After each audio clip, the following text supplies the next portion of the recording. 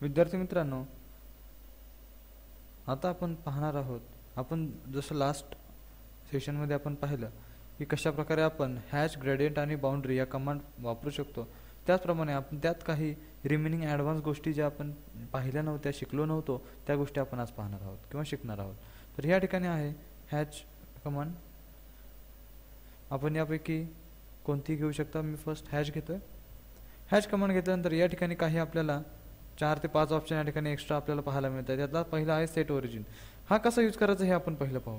मी या ठिकाणी hash draw केला. या ठिकाणी हॅश ड्रॉ केल्यानंतर मला या ठिकाणाहून तो हॅश स्टार्ट व्हायला हवा, यासाठी मी सेट ओरिजिन म्हणेल आणि या ठिकाणी क्लिक करेल. ऑटोमॅटिकली लाईन्स शिफ्ट होतात आणि याप्रमाणे हे मॅचिंग चेंज होतं.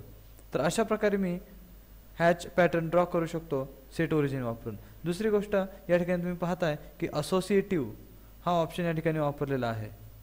म्हणजेच काय, हा असोसिएटिव्ह ऑप्शन जर ऑन असेल आणि मी या ठिकाणी जर ड्रॉ करतोय, अशा प्रकारे मी या ठिकाणी हॅश ड्रॉ केला आहे आणि आता जर मी सर्कलची रेडियस वाढवली, इन्क्रीमेंट केली, तरी हा पॅटर्न इन्क्रीज झाला आहे. मात्र हा पॅटर्न ड्रॉ केला तेव्हा या ठिकाणी जो असोसिएटिव्ह ऑप्शन आहे हा ऑप्शन तो ऑफ होता, त्यामुळे या ठिकाणी हॅश ड्रॉ झाला नाही. हा असोसिएटिव्ह ऑप्शन ऑन केल्यानंतर तो तुमच्या डायमेन्शन्स ज्या आहेत त्या ऑब्जेक्टच्या डायमेन्शन ज्याला तो अप्लाय केलेला आहे त्याच्या डायमेन्शन्सनुसार तो त्याची साईज चेंज करतो. म्हणजे तुमचं रेक्टँगल तुमचं सर्कल असेल किंवा रेक्टँगल 5x5चा असेल, तुम्ही जर नंतर त्याचं स्केल 6x6 केलं तर ग्रेडियंट किंवा हॅच या दोन्हीपैकी कोणताही त्याला हॅच तुम्ही अप्लाय केला असेल तो हॅच ऑटोमॅटिकली वाढेल.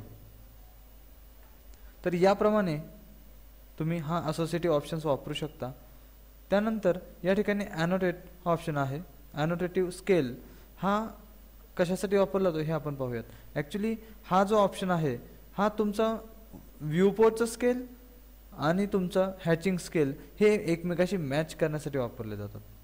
म्हणजे तुमचा व्ह्यूपोर्ट स्केल 1 मीटरसाठी किंवा मीटरमध्ये किंवा मिलीमीटरमध्ये किंवा फीटमध्ये असेल तर तुमचं हॅचिंग स्केलसुद्धा त्याप्रमाणेच ते ॲडजस्ट केलं जातं फीट्समध्ये, मीटर्समध्ये किंवा मिलीमीटर्समध्ये.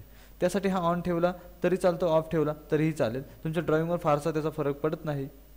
तो आता तेवढा इम्पॉर्टंटसुद्धा नाही आहे. पण त्यासाठी पुढचा ऑप्शन पाहणार आहोत, यूज करंट ओरिजिन. आता हा ऑप्शन कसा वापरला जातो हे आपल्याला पाहायचं आहे.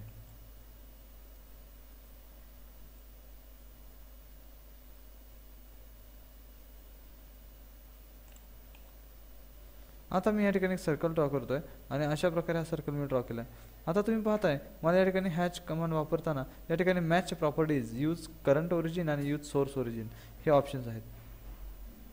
मी सर्वप्रथम या ठिकाणी एक हॅच ड्रॉ करतोय. आता या ठिकाणी हॅच आलेला आहे. मी आता पुढे वापरतोय match properties, use current origin आणि यूज सोर्स हॅच ओरिजिन हा ऑप्शन घेतला आहे. मी याला क्लिक केलं आहे आणि या ठिकाणी ड्रॉ करतोय. तुम्ही पाहता हे ऑटोमॅटिकली मॅच झालेलं आहे, बरोबर. पण त्यानंतर या ठिकाणी यूज करंट ओरिजिन हे जर असेल तर काय चेंजेस होतो हे आपण पाहूयात. आता मी या ठिकाणी हॅच ऑप्शन घेतोय, यूज करंट ओरिजिन. आता ओरिजिन हा सेट केलेला नाही आहे. मी या ठिकाणी क्लिक केलं आहे आणि यूज करंट ओरिजिन म्हटलं तर याला ऑलरेडी अप्लाय केलेला ओरिजिन तो ठिकाणी अप्लाय होतो. त्यासाठी आपल्याला या ठिकाणी सेट ओरिजिन असा ऑप्शन आहे. मी या ठिकाणी क्लिक करतोय आणि यूज करंट ओरिजिन या ठिकाणी तुम्ही पाहताय की हे लाईन्स ज्या आहेत या मॅच झालेल्या नाही आहेत, कारण या ठिकाणी मी सोर्स ओरिजिन वापरला होता. याचा जो ओरिजिन आहे तोच या ठिकाणी कंटिन्यू होतो. मात्र या ठिकाणी मी न्यू ओरिजिन घेतलेला आहे, म्हणजेच माझ्या या ऑब्जेक्टसाठी, या एरियासाठी वेगळा ओरिजिन होता, त्यामुळे आपण तो मॅच करू शकलेलो आहे. आपण पुन्हा एकदा ट्राय करून पाहूयात जेणेकरून तुम्हाला परफेक्ट लक्षात येईल. आता मी या ठिकाणी एक हॅच पॅटर्न अप्लाय केलेला आहे. मी या ठिकाणाहून हॅच घेतोय पुन्हा आणि या ठिकाणी क्लिक करतोय यूज सोर्स हॅच ओरिजिन, म्हणजे सोर्स हॅच. हा जो सोर्स आहे याचा हॅचचा जो ओरिजिन असेल त्या ओरिजिनला मॅच करणारा या ठिकाणी पॅटर्न ड्रॉ होईल. अच्छा, अशा प्रकारे आता तुम्ही पाहताय या ठिकाणी मॅच झालेला आहे. पण या ठिकाणी जर मी असंच क्लिक केलं तर तसंच त्याला मॅच होणाराच पॅटर्न या ठिकाणी ड्रॉ होतोय.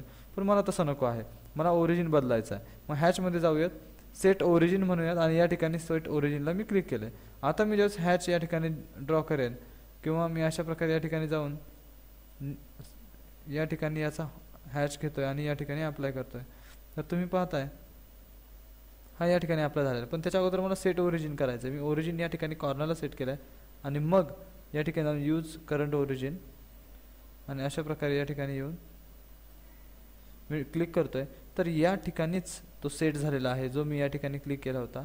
तर अशा प्रकारे मी माझा हा जो दुसरा ऑप्शन आहे यूज करंट ओरिजिन हा वापरू शकतो. यूज सोर्स हॅचमध्ये पहिल्या ऑब्जेक्टचाच सोर्स वापरला जातो ॲज अ ओरिजिन म्हणून, आणि यूज करंट ओरिजिनमध्ये मी नवीन स्वतः डिफाईन करू शकतो कुठून मला माझा सेट करायचा आहे हॅच, किंवा कुठून त्याचा ओरिजिन सेट करायचा आहे. तर अशा प्रकारे आपण आज हे कमांड पाहिलेले आहेत.